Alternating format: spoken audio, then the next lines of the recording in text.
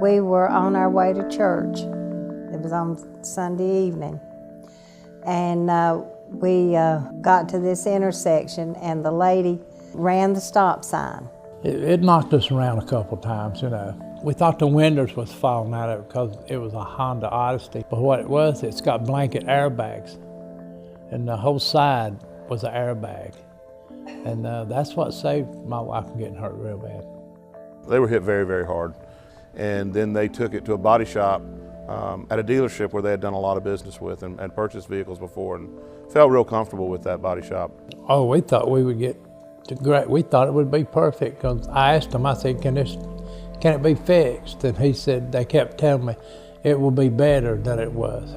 So after about 4.5 months, I got the calling, you know, I'd call and ask them. They'd say, well, we're waiting on parts or, you know, doing this. We kind of figured that maybe they weren't working on it at all. Knowing the length of the stay and the time that the vehicle was there, it threw up some red flags. Anytime a vehicle is in repair over 90 days, generally they're either trying to cover something up or it may be a problem with parts. Well, being a 2008 Honda, you wouldn't expect it to be a tough time finding the parts for it.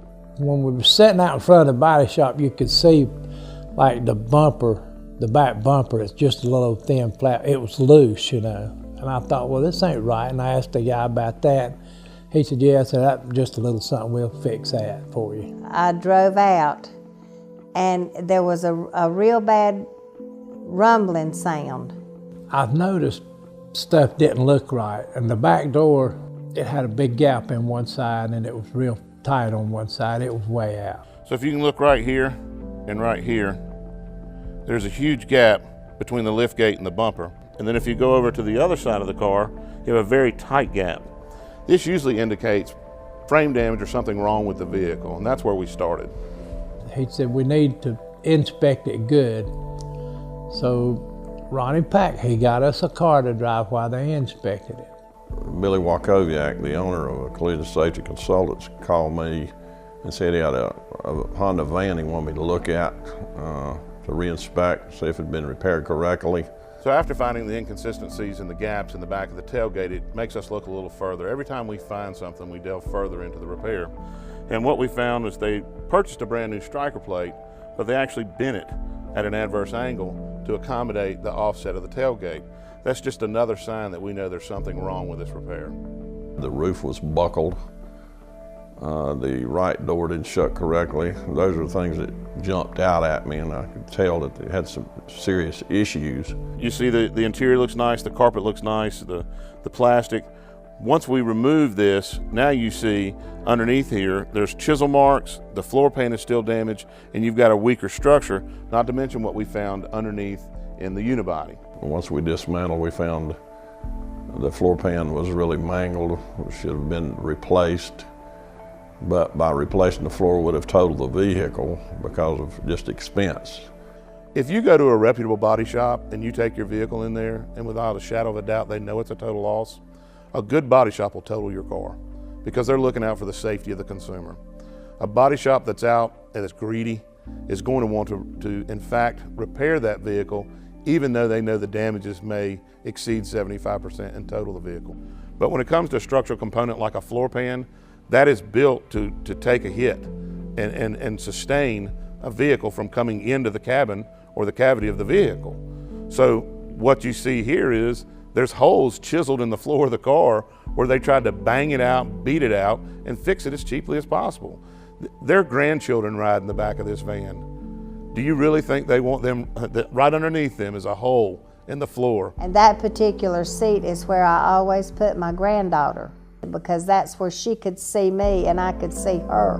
We wonder if it would have been hit again, you know, they could have been killed. Even the brake lines was dangling down on it. She could have run over a piece of wood or a cement block in the highway and tore the brake line off. She could have been killed. It was supposed to have got a new right rocker reinforcement or partial rail, and a new one was ordered, and they cut a piece off of it and welded onto the old one. Fraud was committed on my customers because the dealership ordered what's called part of a unibody. Most folks would refer to it as a frame. but nowadays it's called a unibody.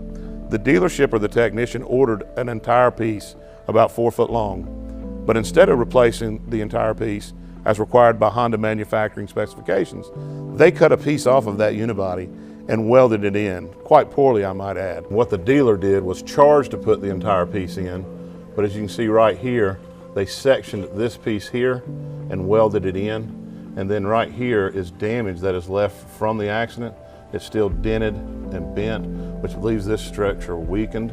Basically what happens when you don't follow those guidelines that are established by the manufacturer in the repair process, you end up in essence re-engineering the vehicle. Anytime you go outside of those manufacturer recommendations and tolerances, that vehicle is no longer going to perform as they engineered it to perform in an accident.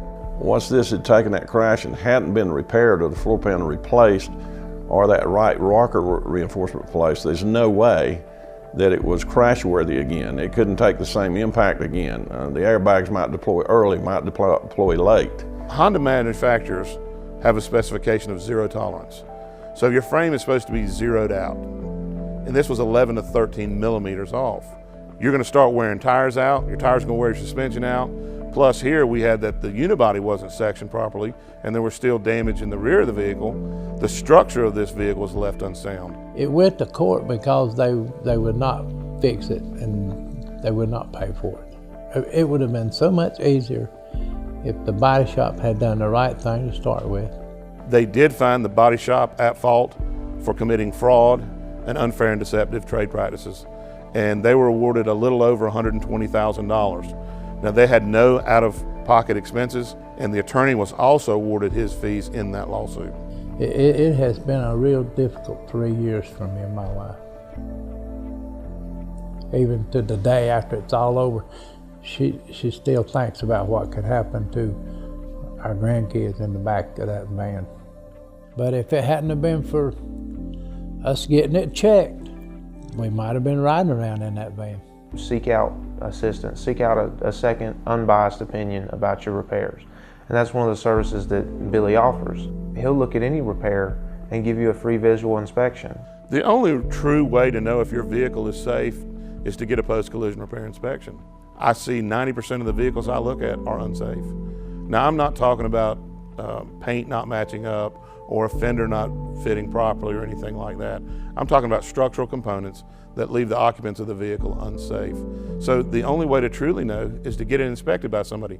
It doesn't take but 15 minutes to go in and get a post-collision repair inspection, and it's free for the visual inspection. You go about your way. Best case scenario, your car's fixed perfectly. Worst case scenario is they uncover the bad repairs and the unsafe repairs, and you get it repaired properly. Everybody that's had an accident should do that, should get a post inspection. Now for a little scrape, a bumper or a fender bent, no. But one that's tore up as bad as our van was, I definitely get it inspected.